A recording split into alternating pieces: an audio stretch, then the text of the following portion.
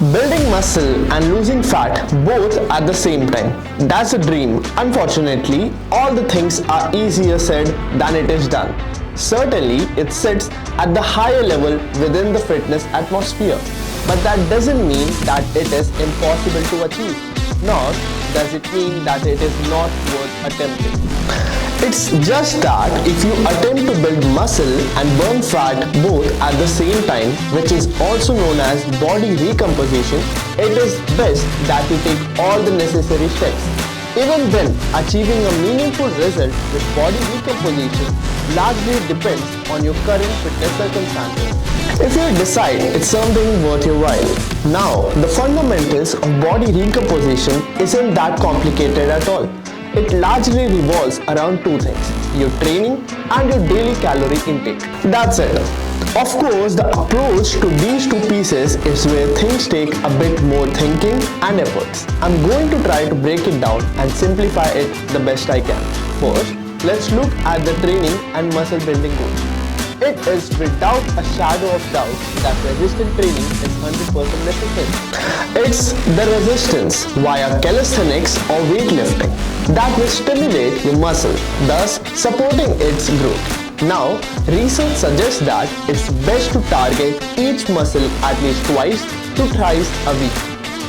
So concluding it to very minimum for you, you have to train each muscle group 2 times per week, but it is probably closer to 3, so you can better manage your training load.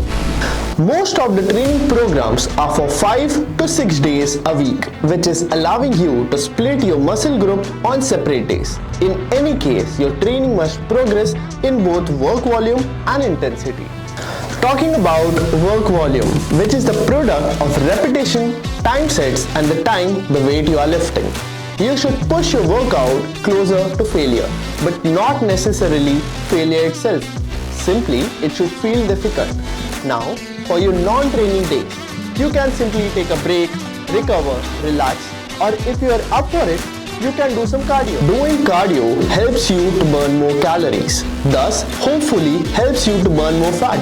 You can choose pretty much any cardio that you enjoy, but I strongly suggest you not doing cardio like high intensity interval training, as it might surely impact your recovery. Now, where the magic really happens is nutrition.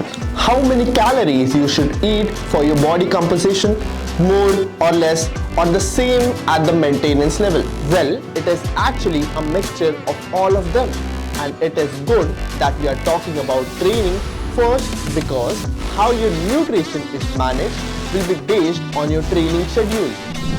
Ideally, you want to eat a bit more during your training days and a bit lesser or the same amount of calories on your off days. Now, I do say ideally because it is not exactly necessary. The main goal is to eat regularly and close to your maintenance calorie. Your maintenance calorie being the number of calories you burn on a daily basis. I'll leave a link to a calculator in the description if you need help figuring this number out. Anyway, the point of body composition is to maintain your current weight while shifting more weight of that particular weight towards your muscle and away from the fat. So ideally, you want to create situations where you will best fulfill those two goals. On training days, having more calories will allow you to have higher supply of energy, thus supporting your actual training. Plus, having more nutrients, especially proteins, have shown to increase muscle growth when paired with training. So again, ideally it makes sense to eat more during training days to both maximize your muscle growth and performance. Around a 300 to 500 calorie surplus on training days, much of it from carbs.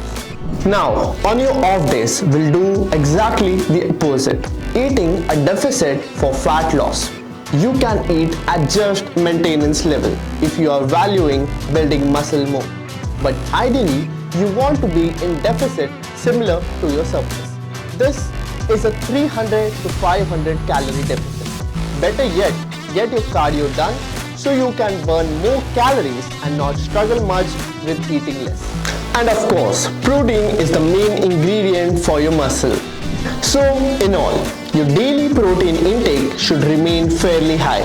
I usually recommend you to getting about 1.6 to 2.3 grams of protein per kilogram of your body weight per day.